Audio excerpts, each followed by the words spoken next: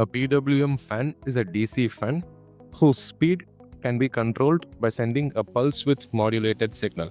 By adjusting the signal's duty cycle, we can increase or decrease the fan's rotational speed without switching it fully on or off. The duty cycle is essentially a measure of how long the signal is active compared to its period.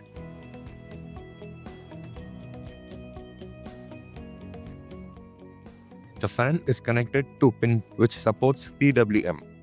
We define a variable speed to track how fast the fan should spin, and fade amount to control how quickly the speed changes. In the setup function, the fan pin is set as an output so the Arduino can send PWM and signals to it.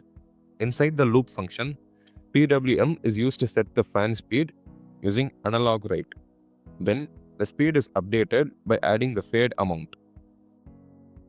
As the speed goes below 20 or above 255, the direction of fading is reversed. A short delay creates a smooth speed ramp up and ramp down effect. This creates a breathing-like pattern for the fan using just a few lines of code.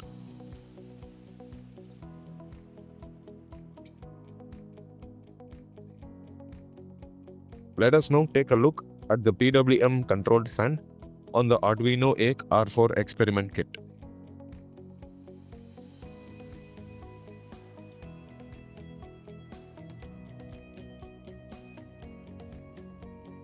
The fan can be used to cool sensitive electronic components.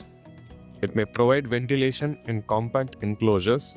It can run automatically in smart cooling systems. It may be triggered using temperature sensors. These are the few applications of PWM fan. Thank you for watching and stay tuned for more interesting videos.